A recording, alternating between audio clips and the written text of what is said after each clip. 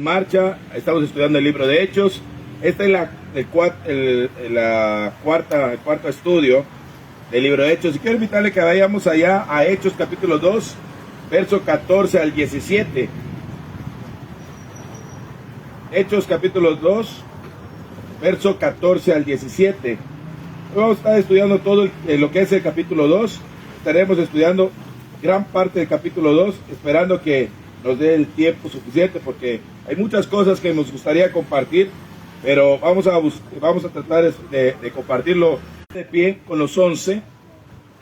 Alzó la voz y les habló diciendo: varones judíos y todos los que habitáis en Jerusalén, esto os sea notorio, oíd mis palabras, porque estos no están ebrios como vosotros suponéis, puesto que es la hora tercera del día.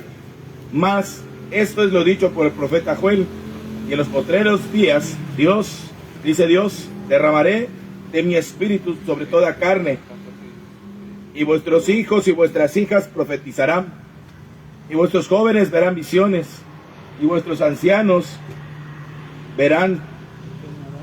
soñarán sueños, y de cierto sobre todos mis siervos y sobre todas mis siervas de aquellos días derramaré mi espíritu, y profetizarán, y daré prodigios arriba en el cielo y señales abajo en la tierra, sangre y fuego, vapor de humo, y el sol se convertirá en tinieblas y la nube en sangre, antes que venga el día del Señor grande y manifiesto, y todo aquel que invocare el nombre del Señor será salvo.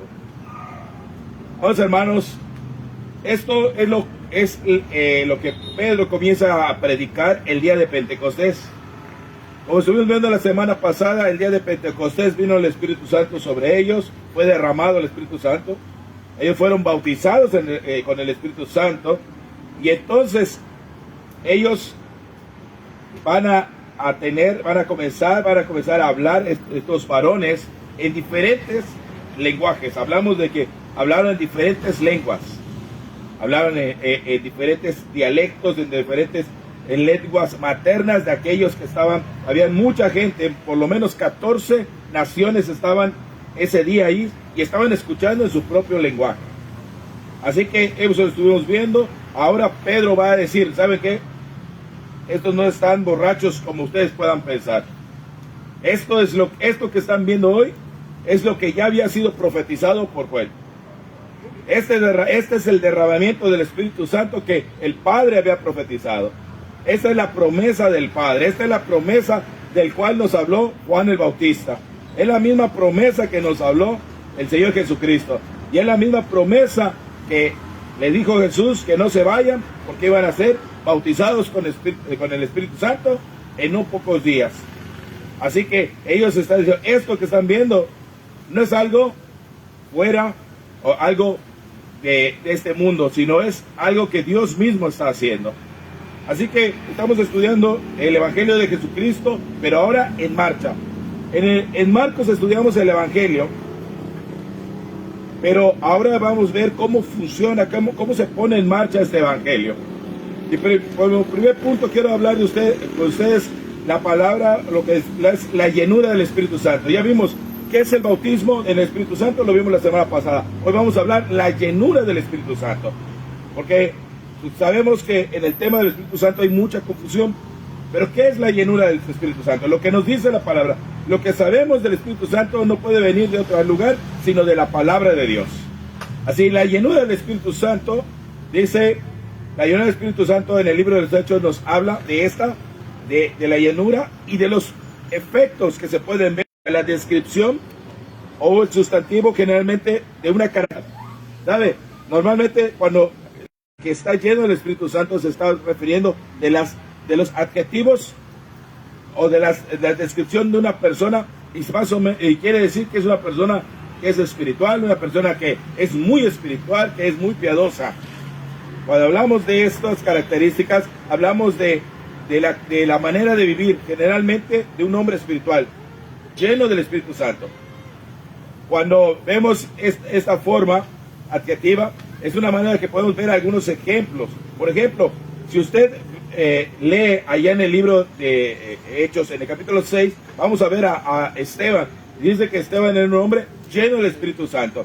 Hechos capítulo 6, dice allá en Hechos capítulo 6, verso 5, y agradó la propuesta de la multitud, y eligieron a Esteban lleno de fe y del Espíritu Santo. Mire, Esteban era un hombre que tenía estas características, era un adjetivo calificativo de cómo era Felipe. En el capítulo 11 de Hechos, podemos ver también a Bernabé, cuando llega a Antioquía. Dice que cuando llegó a Antioquía, dice allá en el verso 24, porque era varón bueno y lleno del Espíritu Santo y de fe. O sea, una persona, lo que describe la palabra de Dios como una persona llena del Espíritu Santo, son personas que son piadosas, espirituales, que viven conforme a los patrones que se espera de una persona espiritual. ¿Sí? Ahora, también en este término de llenar o estar lleno, también tiene que ver, que se utiliza como un verbo. Y fueron llenados o fueron llenos del Espíritu Santo. Esto es un verbo que describe una acción. Algo sucede, algo estás haciendo que se llene de repente del Espíritu Santo. Y cuando se utiliza el verbo, generalmente quiere decir que alguien que fue llenado del Espíritu Santo en un instante, en un momento, a fin de que haga él algo especial, que hable o que profetice, o que por medio de este poder haga algo. En el Antiguo Testamento vemos que muchas veces los hombres fueron llenados del Espíritu Santo, vino el Espíritu Santo y actuaron. Sansón dice que cuando el Espíritu vino a él, tenía fuerza. Así que en ese sentido también se habla de la llenura del Espíritu Santo cuando viene de una manera para llevarlos a hacer algo. Así que podemos ver, por ejemplo, que muchas veces habla de esta llenura. Es algo que está sucediendo. Y por ejemplo, veamos allá en el capítulo 2, lo que estamos viendo, Pedro en el capítulo 2 dice que junto a los apóstoles fue lleno del Espíritu Santo y hablaron en lenguas. Y en Hechos capítulo 4, 8, el mismo Pedro dice de la siguiente manera: entonces Pedro, lleno del Espíritu Santo, les dijo a los gobernantes y ancianos de Israel. Y ya les da una explicación, les da el denuedo del Espíritu Santo para hablar. La llenura del Espíritu Santo dio denuedo para hablar, tanto así que ellos se sorprendieron. Decían, ¿cómo puede hablar así? Cuando Pedro cuando se llena del Espíritu Santo, es para hacer algo. Esteban, de la misma manera, podemos ver ahí en el capítulo 6, verso 3, dice que buscad pues entre vosotros varones hermanos de buen testimonio, llenos del Espíritu Santo y de sabiduría. Él estaba lleno del Espíritu Santo, era un hombre del Espíritu Santo, y en el 7:55 dice que el Espíritu Santo también dice, pero Esteban, lleno del Espíritu Santo, puesto los ojos en el cielo, vio la gloria de Dios y a Jesús que estaba en el cielo, y dijo, he aquí veo los cielos abiertos y al Hijo del Hombre que está a la diestra. Así que la llenura del Espíritu Santo se puede encontrar en la Biblia en dos aspectos: en el aspecto de la calidad del hombre o la capacidad para hacer algo. En el Nuevo Testamento aparece eso, la capacidad que nos lleva a hacer algo. Así que de estos dos testimonios, aprendemos que la llenura del Espíritu Santo. Y eso es importante porque al estar Pedro, dice que Pedro los mandaron a hablar, a predicar, a que comenzaran a hablar, y que estaban escuchando cada quien en sus propias lenguas. Ahora, ¿qué es lo que dijo Pedro? Y esto es interesante porque si vamos allá al capítulo 2, verso 14, dice, Pedro entonces poniéndose de pie con los 11, alzó la voz y habló diciendo, varones judíos y todos los que habitáis en Jerusalén, esto sea notorio, y oíd mis palabras. Algo que a mí me ha llamado mucho la atención es es que Pedro lo primero que recomienda a la audiencia, primero dice que sea notorio, o sea, le está llamando la atención para que estén atentos, para que te fijes. Nota esto, pon atención, mira lo que vamos a hablar, mira lo que voy a decir. La falta de atención nos puede llevar a no comprender el mensaje. La falta de atención nos puede llevar a no ver las maravillas, no gozar la bendición de Dios. Y a mí me llama mucho la atención porque lo primero que sí, lo va a decir en dos ocasiones Pedro, lo va a decir allá y lo va a decir en el verso 22, oíd estas palabras. En dos ocasiones lo dice Pedro, oíd estas palabras, verso 22 y en el verso 14. La palabra oír del griego enotismoi es escuchar atentamente, prestar atención. Y qué difícil es, amado hermano, que alguien nos preste atención. Porque todos podemos oír, escuchar, pero a lo que se refiere a esto es a escuchar atentamente. ¿Qué se escucha con atención? Lo que nos importa. ¿Sabe qué? Para que usted pueda recibir, dice ahí, para que usted pueda recibir su bono de trabajo, por favor, tráiganos su credencial de lector, tráiganos su último pago y denos un correo electrónico y denos un número de cuenta para depositarle. Y por favor, hágalo antes de las 12 del día de mañana. ¿Cómo atenderías ese mensaje? Con atención, ¿verdad? Lo apunta, uno está, que no se me vaya a olvidar nada. ¿Qué dijo? Por eso es importante hoy abrir los oídos para tener atención. Pedro, lo primero que le dice, pongan atención. Había una gran multitud allá, pero no todos pusieron atención. Solo unos cuantos. Porque de esa gran multitud, los que van a responder, verso 37, fíjense que dice, al oír esto, o sea, tú no puedes responder, no podemos responder si no oímos con claridad, si no prestamos atención. ¿Sabe? Muchas veces creemos que ya sabemos las cosas. Estos judíos sabían muy bien muchas cosas, pero Pedro está diciendo, pongan atención. El evangelio de Jesucristo se le tiene que poner atención. Si nosotros no ponemos atención, va a ser difícil que podamos nosotros llegar a responder a ese evangelio de una manera correcta.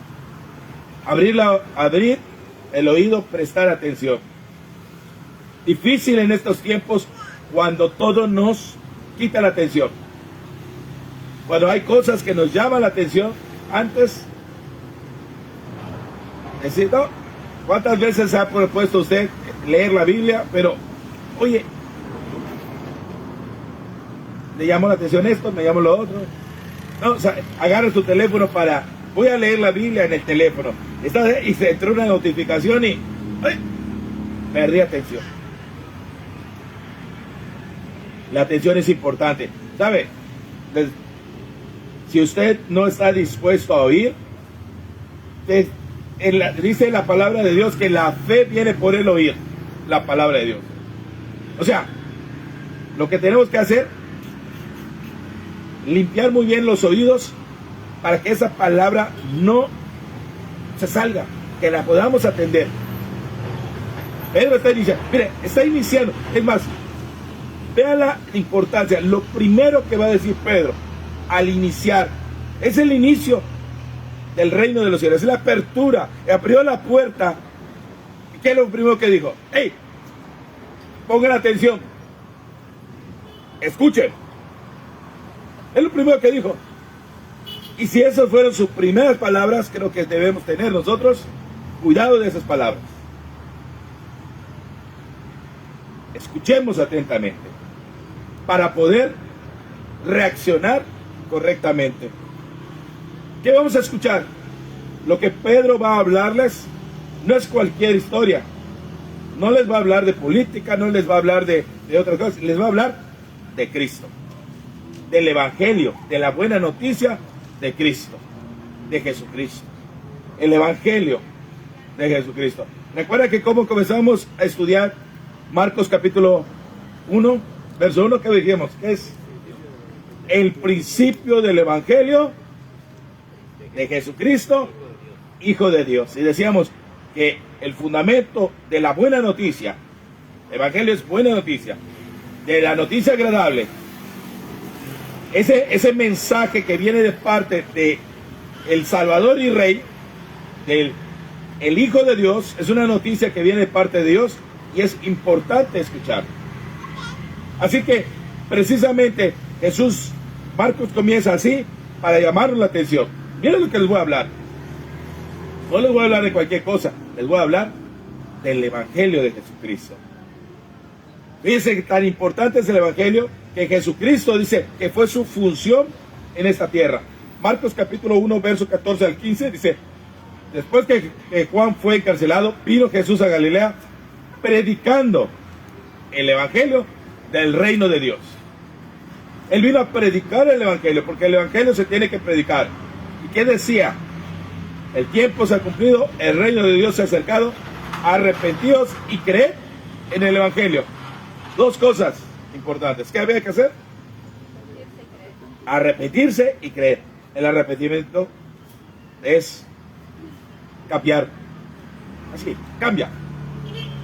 Y cree la buena noticia. ¿Cuál buena noticia? La buena noticia que Jesucristo trae. La buena noticia de este reino de Dios. La buena noticia que estaban esperando los judíos había llegado.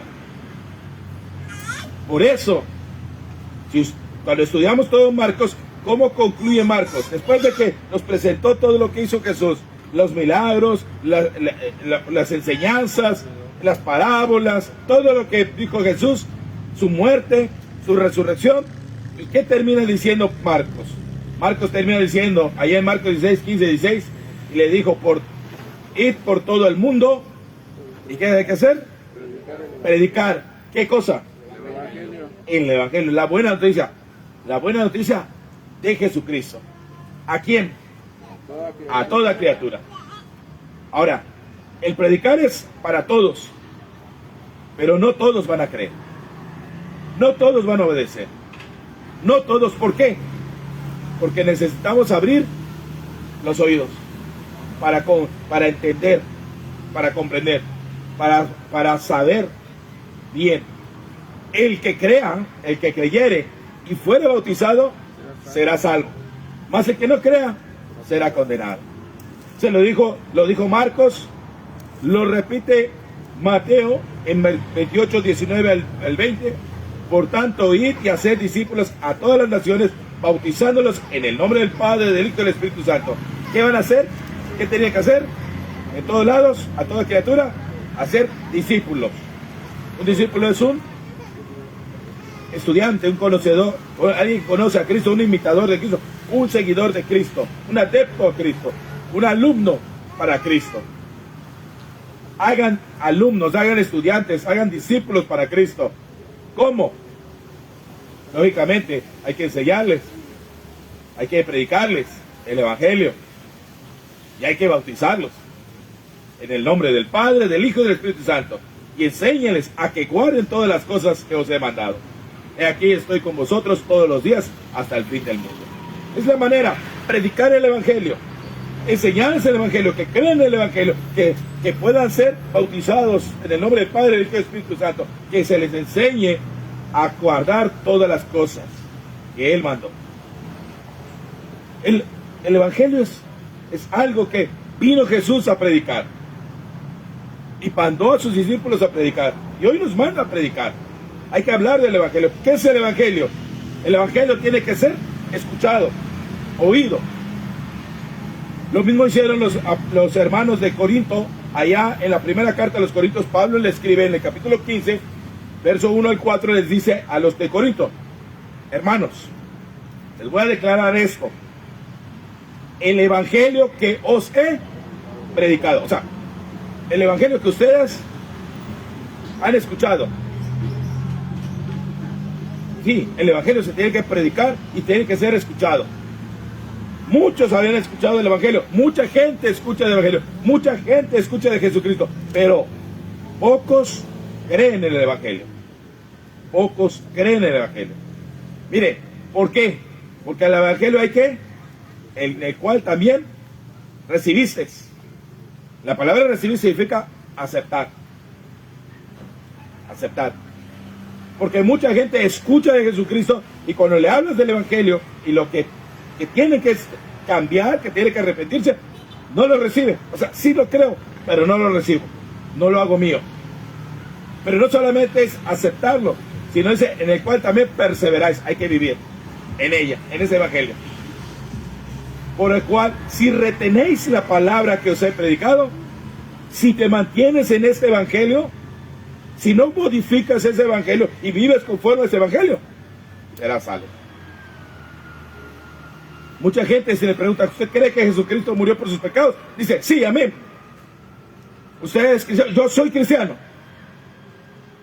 ¿Crees en el evangelio? Sí, creo. Dice: si no creíste, en vano. Pero no vivimos conforme al evangelio. No recibimos, no perseveramos, no retenemos ese evangelio. ¿Qué es el evangelio? En resumen dice, ¿qué es lo que predicó Pablo? Que Cristo murió por nuestros pecados, conforme a las Escrituras. Que fue sepultado y resucitó al tercer día, conforme a las Escrituras. ¿Eso lo crees? Sí lo creo. Ok. Obedece el evangelio. Obedece el evangelio. ¿Qué es obedecer? Muere al mundo. Sé sepultado y resucita una vida nueva con Cristo. Permanece, retén la palabra predicada. Recibe esa palabra y persevera en esa palabra. Sencillo. Eso es el evangelio. Pedro es lo que le va a predicar a estos hombres. O sea, esto lo está diciendo Pablo, se los estoy comentando a ustedes, pero Pedro es exactamente lo que va a decir en la primera carta. Digo, en la primera vez que se abre por primera vez el evangelio al mundo. Pedro y los apóstoles van a predicar el evangelio. Miren, vámonos otra vez a Hechos capítulo 2, verso 22. Y ahí decíamos que hay otra vez la palabra oíd. ¿Qué? Estas palabras. O sea, la importancia de escuchar, la importancia de abrir los oídos, la importancia de prestar atención, la importancia de darle valor a la palabra de Dios. Sin esa importancia, o sea, ahí es como, o sea, ¿por qué en mi vida espiritual estoy tan mal? ¿Por qué no me van bien las cosas? ¿Por qué se me hace tan difícil cambiar mi vida? Primero, porque no abrimos los oídos a la palabra. La escuchamos, pero no la recibimos, pero no la atesoramos, no la hacemos duda y no permanecemos en esa palabra. Pedro le dice: varones israelitas, oíd estas palabras. Jesús Nazareno, varón aprobado por Dios entre vosotros, con maravillas y prodigios y señales que Dios hizo entre vosotros por medio de él, como vosotros mismos sabéis, a este entregado por determinado consejo y anticipado conocimiento de Dios, prendisteis y matasteis por manos inicuas, crucificándole. El evangelio de Jesucristo, escuchen muy bien esto, el evangelio de Jesucristo, el que debes escuchar, va a hablar de quién. ¿De quién va a hablar? ¿De quién se trata? De Jesucristo. La predicación del evangelio es de Jesucristo, hablar de Jesucristo. Cualquiera que te venga a predicar un evangelio, en lo cual te diga: no, tú ven, ven a la iglesia, todo, tú hazte cristiano y vas a ser feliz. No, y mira, Dios te va a dar una mujer bonita, no, te va a dar un buen trabajo, te va a dar... Eso no es el Evangelio. El Evangelio te habla de Jesús. Se trata de Jesús. Nosotros tenemos que saber quién es Jesús. Tenemos que conocer a Jesús como ellos ya conocían. Ustedes ya lo saben, ustedes vieron lo que hizo. Las maravillas, los prodigios, las señales. ¿Quién es Jesús? El poder de Jesús, ustedes lo conocieron.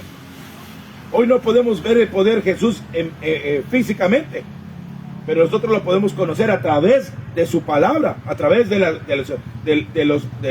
los evangelios. Lo que hizo Jesús, su mensaje, su pensamiento, su conducta, su amor, su vida. Es lo que nosotros podemos aprender de Jesús. Conocer a Jesús a través de la palabra. Y de eso se trata el Evangelio. ¿De quién es Jesús?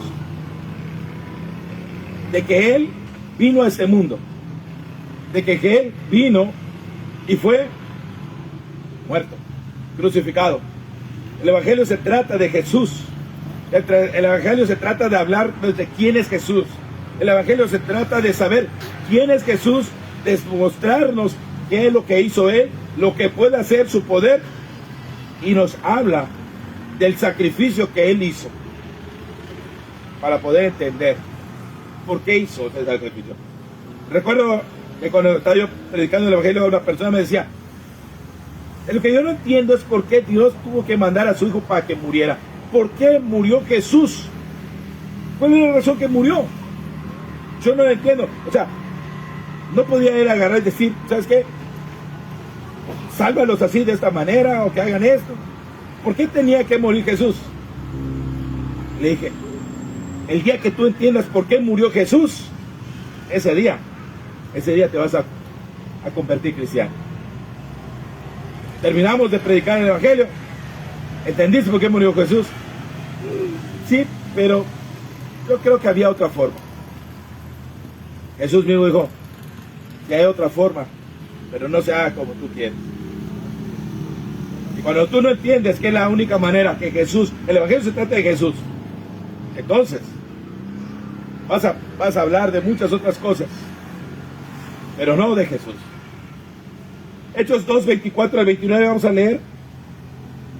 Se trata de su muerte, de su sepultura, de su muerte, pero también se trata también de su sepultura. Mire qué dice allá Hechos 22, Hechos 2, 24 en adelante. Dice: al cual Dios levantó suelto los dolores de la muerte, por cuanto era imposible. Perdón, estamos mal. Me adelanté, ¿verdad? ¿Está bien? ¿Está bien? Ok. No, pero era antes. Sí, está bien, ahí está bien. Levantó porque era imposible que fuese retenido por ella, porque David dice de él: veía al Señor siempre delante de mí, porque está a mi diestra, no será conmovido. Por lo cual mi corazón se alegró y se gozó mi lengua, y aún mi carne descansará en esperanza, porque no dejarás mi alma en el Hades, ni permitirás que tu santo vea corrupción. Me hiciste conocer los caminos de la vida, me llenaste de gozo con tu presencia. Varones hermanos, os puede decir libremente del patriarca David, que murió y fue sepultado, y su sepulcro está con nosotros hasta el día de hoy. Jesús fue sepultado, fue enterrado. Cuando leímos, ¿te acuerdas que José de Arimatea fue y lo llevó y los sepultaron en una tumba donde era nueva y estaba preparado para los ricos, como decía Isaías profetizado, y fue en su muerte con los ricos? Ahí estuvo, fue enterrado, fue sepultado. El Evangelio de Jesucristo nos va a hablar que Jesús murió verdaderamente. Muchos piensan que Jesús solamente se desmayó, no fue muerto, no, solamente es un mito. Estudiamos la crucifixión, ¿se acuerdan? No había quien se salvara de la crucifixión. Los romanos eran expertos, especialistas en muerte. Nadie se le podía escapar vivo. Si a alguien se le escapaba vivo, ellos morían. No podía haber. Así que ellos eran... El evangelio se trata de que Jesús murió, que fue sepultado. Estuvo 3 días sepultado allá. Como dijo él mismo profetizó. Él estuvo muerto. Pero su cuerpo, dice, no vio corrupción. Así que él fue levantado. Dios lo levantó. Dios levantó a Cristo. Dice allá en 29, varones, os puede decir libremente que el patriarca David, que murió y fue sepultado, y su sepulcro está con nosotros hasta el día de hoy, pero siendo profeta, sabiendo con juramento que le había jurado que de su descendencia, en cuanto a la carne, levantaría el Cristo para que se sentase en su trono. Viéndolo antes, habló de la resurrección de Cristo, que su alma no fue dejado en el Hades, ni su carne vio corrupción. A este Jesús resucitó Dios, de lo cual nosotros somos testigos. Así que, exaltado por la diestra de Dios, y habiendo recibido del Padre la promesa del Espíritu Santo, ha derramado esto que veis y oís. Y esto es importante. El sello, la garantía, la muestra, la señal de que Jesús había levantado de los muertos, estaba basado en el testimonio de hombres que lo vieron ocularmente. Los que estamos acá, lo vimos ocularmente. Y para que creas mi testimonio, que es verdadero y fiel, Dios prometió derramamiento de su Espíritu Santo. Esta promesa, la promesa que le hizo a Joel, la promesa que usted está viendo hoy, esa promesa se está cumpliendo delante de ustedes y lo están viendo y lo están oyendo. El bautismo del Espíritu Santo, las lenguas y lo que estaba pasando en ese día, todo eso era la señal, la confirmación de que Dios, juntamente con ellos, estaba testificando de que Jesús se levantó. La ley decía, en boca de dos, que toda palabra conste en boca de 2 o 3 testigos. Para ser legal algo tenía que haber 2 o 3 testigos. Los apóstoles eran testigos. El Espíritu Santo era testigo y Dios mismo era testigo de lo que están diciendo estos hombres, que Jesús fue resucitado por Dios. Eso es el Evangelio. Eso es el Evangelio. Ahora, si tú crees, si tú has creído, entonces debes entender que si Jesús murió, ¿por qué murió? ¿Por qué murió? Murió por nuestros pecados. Murió por qué, como decía Primera de Corintios, murió por nuestros pecados. Porque la paga del pecado es muerte. Y nadie de nosotros podemos librarnos del pecado si no fuera por Jesucristo. Así que Él murió, fue sepultado y resucitó. Y si resucitó, entonces sabemos que podemos resucitar juntamente con Cristo, tener vida eterna. Si lo creemos, entonces eso es creer el Evangelio. Creer el Evangelio. ¿Qué pasó con estos hombres? Cuando escucharon esto, creyeron el Evangelio, creyeron esa buena noticia, creyeron eso que había pasado. El problema, vieron su problema, su situación, y ellos dijeron, ¿qué está pasando? Mire, sepa pues, dice Pedro, sepa pues ciertísimamente toda la casa de Israel, que a este Jesús a quien vosotros crucificasteis, Dios le ha hecho Señor y Cristo. 2 palabras importantes, lo hemos estudiado: Señor, dueño, amo, propietario. Es la autoridad máxima. Y Cristo, Rey, ungido. Es el ungido, el Rey, pero también es el sumo sacerdote. Es el Rey que tiene un reino. Es el sumo sacerdote que tiene un templo. Es el Señor que tiene un poder, un dominio. Él, Dios lo ha hecho Señor y Cristo. De eso se trata. De aceptar, de confesar, de aceptar la soberanía, la autoridad de Cristo sobre nuestras vidas. No solamente de creer que Cristo murió por los pecados, no solamente de creer que Jesús fue sepultado y resucitó. Si usted le pregunta, todo el mundo sabe que Jesús murió. Sino se trata de ir más allá, de creer y aceptar la soberanía de Cristo sobre mi vida. Él es mi Señor, Él es mi autoridad, Él es mi Rey, Él es yo soy propiedad de Él y yo estoy bajo su dominio. Tengo que aceptar la voluntad de Cristo sobre la mía.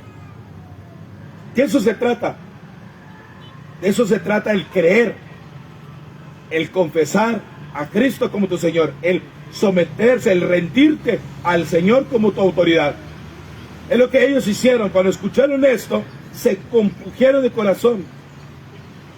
Sintieron un dolor en su corazón y un arrepentimiento y un dolor. Y Pedro les dice, y le van a preguntar, ¿qué vamos a hacer? ¿Qué voy a hacer? Porque si Él es la autoridad, si Él es el Señor, si Él murió y resucitó, si lo matamos y cometimos pecado contra Él, ¿qué vamos a hacer? La persona que se da cuenta que su vida está en pecado, debería inmediatamente preguntarse, ¿qué debo hacer? Mucha gente le predicas el Evangelio y le dices, es que todavía tú estás en pecado. No te has arrepentido, no has cambiado tu vida, no has aceptado a Cristo, no has venido a sus pies, no has creído el Evangelio. Sí lo creo, no, lo crees nada más de pensamiento, pero no de acción. Si hay que cambiar, hay que llevar. La pregunta es, ¿qué voy a hacer? ¿Qué debo hacer? La respuesta es, arrepiéntete. Arrepiéntete. Cambia. Deja tu camino errado. Más adelante estaremos hablando más del arrepentimiento, porque esto se va a repetir. Esto que hemos visto hoy lo vamos a repetir una y otra vez a través de todo el libro de Hechos, porque es la historia de cómo la gente creía, escuchaba el Evangelio, creía, aceptaba, creía en Jesucristo como su Señor, era bautizada, se arrepentía y era bautizada. Arrepentimiento. Sin arrepentimiento no hay posibilidad de obediencia. El arrepentimiento es el deseo genuino de cambiar tus caminos, de dejar el camino del mundo, dejar la autoridad tuya y darla a Cristo. Pero no solamente es arrepentirse, porque mucha gente, ya no quiero pecar. Mucha gente ha recibido bendición de Dios, ha recibido y dice, ya, yo quiero ser cristiano, pero no quiero obedecer más allá. Quiero ser cristiano a mi manera, a mi forma. Hay que bautizarse. El bautismo es la sumersión en agua. Romanos capítulo 6 nos dice, verso 3 dice, ¿o no sabéis que los que hemos sido bautizados en su muerte, para ser sepultados juntamente con Él? ¿A fin de qué? Así como Cristo resucitó por la gracia de Dios, así resucitemos nosotros a vida nueva. El bautismo es participar en Cristo, es unirme a Cristo en su muerte, sepultura y resurrección, y vendremos a vida nueva. A una vida nueva. Hay quienes dicen, no, tú arrepiéntete y ya vienes a una vida nueva. Tú confías en tu corazón, acepta a Cristo en tu corazón y ya vienes a una vida nueva. No. La palabra de Dios dice que para poder participar tiene que obedecer uno al Evangelio. Y la obediencia al Evangelio es que participemos con Cristo en su muerte, en su sepultura y en su resurrección, para venir a una vida nueva. No hay vida nueva si no hay muerte. Nadie puede tener una vida nueva si no ha muerto. Y nadie puede morir si no entiende el Evangelio y cree el Evangelio y obedece en el bautismo. Bautícese cada uno de vosotros en el nombre de Jesucristo para perdón de pecados. Sin el bautismo no hay perdón de pecados. Sin el bautismo no hay perdón de pecados. No hay salvación sin el bautismo. Marcos capítulo 16, el que creyere y fuere bautizado será salvo. Pero si no hay bautismo, no hay salvación. Dice 1 Pedro 3:21. ¿Sí? Lo que a esto corresponde. 1 Pedro, ¿qué tiene 1 Pedro 3:21? Por favor, rápidamente, porque no lo tengo acá. El bautismo que corresponde a esto ahora nos salva, no quitando las inmundicias de la carne, sino como la aspiración de una buena conciencia hacia Dios por la resurrección de Jesucristo. Sí, muchos leen y dicen, no, es que si confesares con tu boca, serás salvo. Sí, es cierto. Pero dice la palabra de Dios, la suma de tus palabras es verdad. No solo es eso. Confesar es porque, ¿qué confesas? Porque ya reconocí que Él es el Señor. Él es la autoridad, Él va a ser mi dueño. Pero necesito cambiar. Tengo que ser sepultado para morir con Cristo y resucitar para recibir perdón de pecados. Tito 3:5, por favor. Tito 3:5.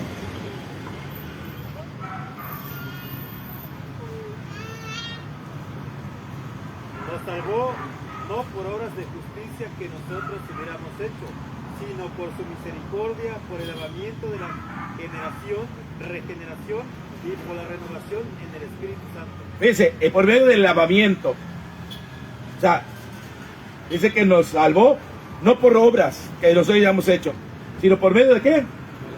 Del lavamiento, de la regeneración. Por medio del lavamiento. ¿Y qué otra cosa? Y la renovación en el Espíritu Santo. O sea, hay intervención del lavamiento y del Espíritu Santo. Lo que dice acá Pedro, perdón de pecados y recibiréis el don del Espíritu Santo, por medio del Espíritu Santo. O sea, eso es la renovación. Esto es, hay que lavarse. Hechos 22:16. Hechos 22:16. Para que veamos que sin bautismo no hay lavamiento de pecados. Ahora pues, ¿por qué te detienes? Levántate y bautízate y lava tus pecados invocando su nombre. A Pablo le dicen, Pablo ya había visto a Jesucristo, Pablo ya había hablado con Jesucristo, había creído, había obedecido y yendo a Damasco, había recibido el milagro de la vista, había recuperado, le habían hablado, y Ananías le dice, ¿por qué te detienes? ¿Qué te pasa? Pues hazlo ya, ven, lava tus pecados. ¿Cómo? ¿Cómo va a lavar sus pecados? Invocando su nombre. ¿Cómo lo lava? Bautízate. No hay forma de lavar los pecados si no hay bautismo. Por eso es importante, para obtener el perdón de pecados necesitamos ir a la limpieza, al lavado. Así que Pedro les dice, bautícense, arrepentíos, bautícense cada uno de vosotros en el nombre de Jesucristo para perdón de pecados. Nadie puede ir al cielo, nadie puede llegar al cielo si no está limpio de pecado. Así que nosotros tenemos que entender que el propósito del bautismo son varias cosas que vamos a estudiar en cuanto al bautismo. Pero en primer lugar hemos visto que necesitamos escuchar. Necesitamos con atención escuchar. ¿Qué cosa? La palabra de Dios, el Evangelio. El Evangelio es el que habla de Jesucristo. El Evangelio habla de Jesucristo. ¿De qué? De su muerte, sepultura y resurrección. Que Él murió por nosotros, por nuestros pecados. Él murió para darnos una vida nueva. Que necesitamos creer, pero necesitamos también aceptar o confesar que Él es el Señor y Él es el Cristo. El Señor es que es ahora el dueño propietario. Yo ya me rendí a mi Rey, yo ya me rendí a mi Señor. Mientras yo no me rinda, no, espérate. Sí, pero no quiero ser todavía cristiano. Vean, aguántame, yo voy a hacer las cosas a mi manera. Es que yo pienso que así deben ser las cosas. Espérame, Señor. Sí, está muy bien, pero yo voy a poner mis condiciones. Sí, pero yo quiero esto. No. Es que yo no quiero dejar esto. Yo no quiero dejar el pecado. Yo no quiero dejar mis odios. Yo no quiero dejar mis rencores. Yo no quiero dejar mis pasiones. Yo no quiero. Espérate. Sí quiero decir pero no quiero dejar eso. No quiero enfrentarme al que dirá de la gente, no quiero enfrentarme a qué dirá de mis padres, no, espérame. Jesús dijo, el que ama más a padre, a madre e hijo, que a mí, no es digno de mí. Muchas cosas que nos pueden impedir la obediencia. Hay que creer, hay que aceptar su autoridad, hay que arrepentirse. El deseo de cambiar tu camino, dejar la vida vieja, hacer morir al viejo hombre para venir a una vida nueva, por medio de la obediencia del Evangelio, a través de morir con Cristo, ser sepultado y resucitar con Cristo, para recibir perdón de pecados y de premio, de anticipo, de un sello de garantía, recibiremos el regalo del Espíritu Santo, que son las arras del Espíritu Santo. Allá en capítulo 5,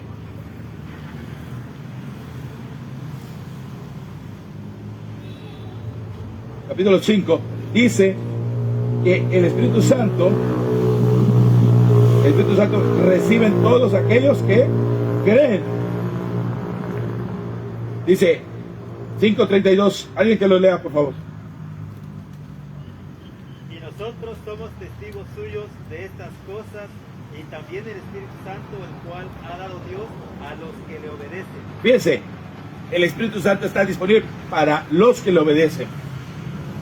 Para que los obedecen. Y esa promesa es para todos. No para algunos, no para un grupo selecto, es para todos. Todos aquellos que obedecen reciben el regalo, el don, porque es la garantía, el sello, las arras, el certificado, el anticipo que Dios da de vida eterna. Como nosotros empezamos la vida eterna en esta tierra, ya estamos en la vida eterna.